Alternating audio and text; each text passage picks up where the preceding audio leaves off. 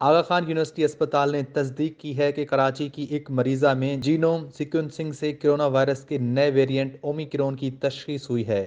اپنے بیان میں ہسپتال انتظامیہ نے کہا کہ مریضہ گھر میں آئسولیٹ ہیں اور ان کی صحت بہتر ہو رہی ہے۔ بیان میں کہا گیا کہ اب تک اسپتال میں کسی اور مریض میں اومیکرون کی تصدیق نہیں ہوئی۔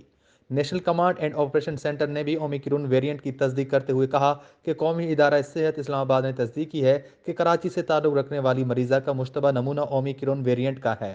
این سی او سی نے ٹویٹ میں کہا کہ یہ پہلا مصدقہ کیس ہے، لیکن رجحانات کی نشاندہی کے لیے شناخت شدہ نمونوں کی مسلسل نگرانی جاری ہے۔ 8 دسمبر کو پاکستان میں کرونا وائرس کی انتہائی متعدی ویرینٹ اومیکرون کی پہلی مشتبہ کیس کی تشخیص کراچی میں ہوئی تھی۔ وزیر صحت سندھ ڈاکٹر عذرا پیچور نے ویڈیو پیغام میں کہا تھا کہ کراچی میں سامنے آنے والا اومیکرون کا پہلا کیس مشتبہ ہے۔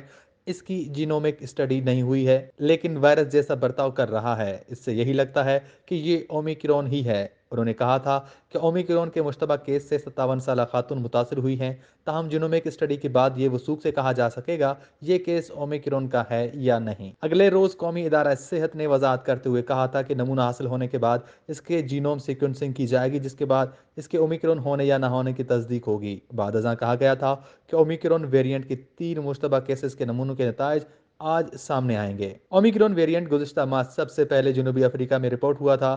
عالمی ادارہ صحت نے اومیکرون کی درجہ بندی انتہائی تیزی سے منتقل ہونے والے ویرینٹ کے طور پر کی ہے اور اسے ڈیلٹا ویرینٹ کی کیٹیگری میں ہی شامل کیا گیا ہے۔